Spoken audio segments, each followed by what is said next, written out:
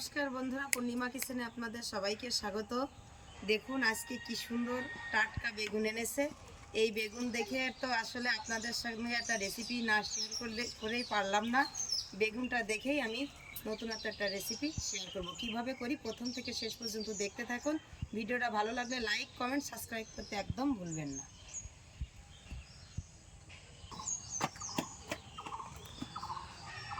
ধরে সব কিছু গুছিয়ে রান্নাঘরে চলে আসছি। এবার প্রথমে যে কাজটা না করলে নয়, বেগুনটা কেটে নেব।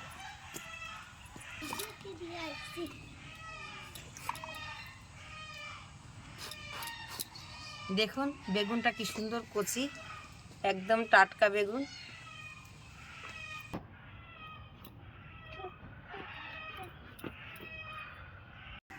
আমি বেগুনটা এরকম লম্বা লম্বা করে একটু বড় বড় করে কেটে নিয়েছি।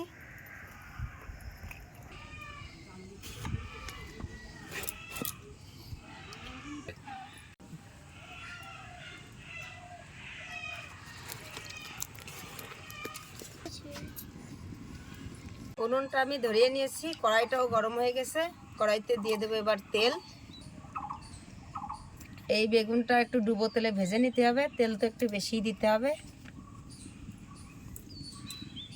বেগুনটা আমি মাখিয়ে নিচ্ছি, একটু লবণ, হলুদ গুঁড়ো আর একটু চিনি দিয়ে সুন্দর করে মাখিয়ে নেব।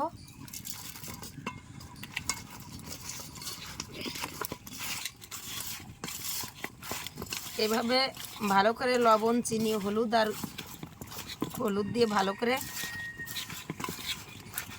2 মিনিট মাখিয়ে রাখবো। তেলটা গরম হয়ে গেছে, অল্প অল্প করে বেগুনগুলো দিয়ে আমি সুন্দর করে ভেজে নেব।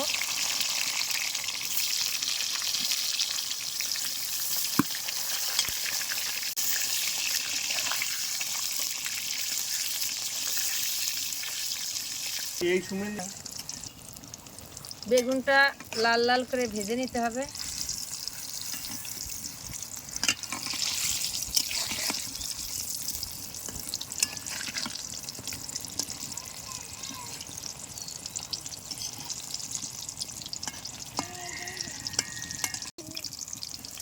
দেখুন বেগুনগুলো কি সুন্দর লাল লাল করে একদম ভাজা হয়ে গেছে।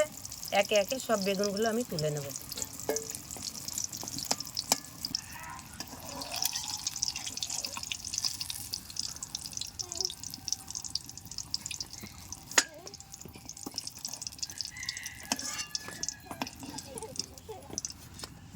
রাঁধুনি বেগুন চাপটা রান্না করব, তার জন্য যে মশলাটা লাগবে আমি একবার বেটে নেব। আদা, গোটা জিরে, আদাটা আমি অল্প পরিমাণে নিয়েছি। জিরে আর আদা একসঙ্গেই বেটে নেব। জিরে আদাটা বাটা হয়ে গেছে। এই রান্নাটা করতে গেলে কাঁচা লঙ্কাই লাগবে, এই কাঁচা লঙ্কাটা আমি বেটে নেব।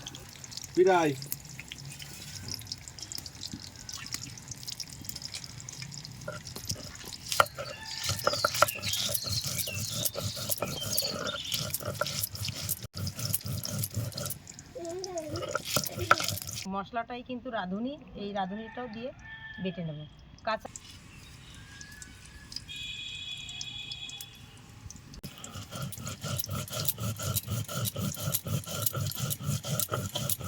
তেলের উপরে দিয়ে দেব গোটা 5 ফোড়ন। বন্ধ করে তেলের উপরে দিয়ে দেব একটা টমেটো। বাটা মশলাটা টমেটোর উপরে দিয়ে দেব।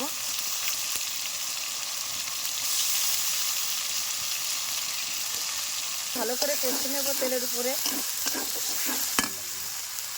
মশলার মধ্যে দিয়ে দিচ্ছি লবণ, হলুদ গুঁড়ো। মশলা কষার জন্য দিচ্ছি সামান্য একটু জল।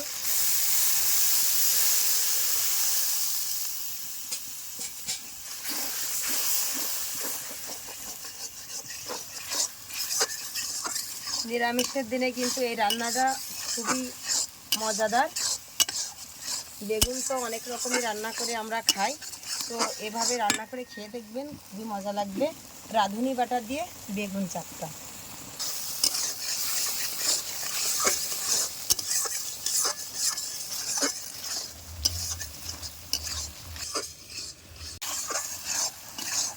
মশলাটা আমার কষা হয়ে গেছে, এবার ভেজে রাখা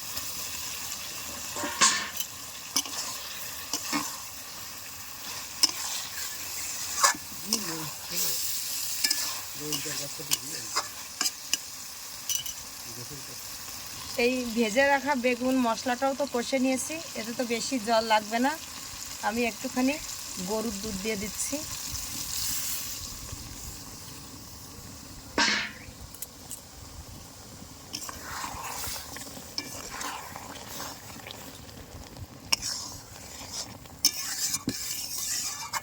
রান্নাটা কিন্তু অবশ্যই মনোযোগ সহকারে দেখতে হবে, না দেখলে তো আসলে বোঝা যাবে না কিভাবে রান্নাটা করলাম। খুবই মজাদার একটা রেসিপি। এই দেখুন কি সুন্দর আমার ঝোলটা হয়ে গেছে। এবার আমি ঢেলে নেব। বেগুনটা এরকম আস্তে আস্তে থাকবে। খুব সুন্দর একটা ঘ্রাণ বেরিয়েছে।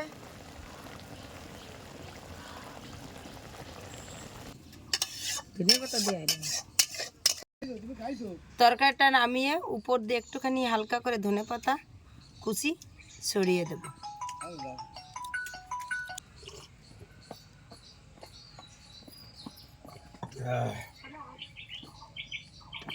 আমাদের হয়ে গেছে বেগুন চাপটা। এবার খেয়ে দেখি কেমন টেস্ট হয়েছে। আজকে নিরামিষ, আমিও খেতে পারব। আমরাও আজকে সকাল সকাল বেগুন চাপটা খাওয়ার জন্য বসে পড়েছি। দিদি আজ বেগুন চাপটা করেছে, দেখবো। নাম যেহেতু সুন্দর একটা, খেতেও হয়তো অত সুন্দরী। খেয়ে বলবো কেমন হয়েছে। দেখুন এর সাইজটা। এখন খেয়ে দেখি বেগুন চাপটা কেমন হয়েছে। রান্না তো হেবি সুন্দর হয়েছে, বেগুনটা অনেক সুন্দর মোলায়েম।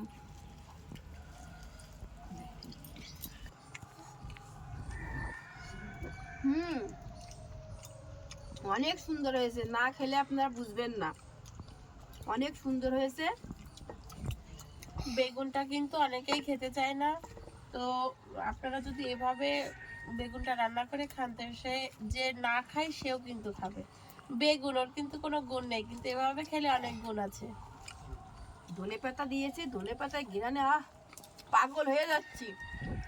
অনেক অনেক সুন্দর রান্না করেছে দিদি। আপনারা রেসিপিটা দেখে ওইভাবে বাড়ি করে খেয়ে দেখেন,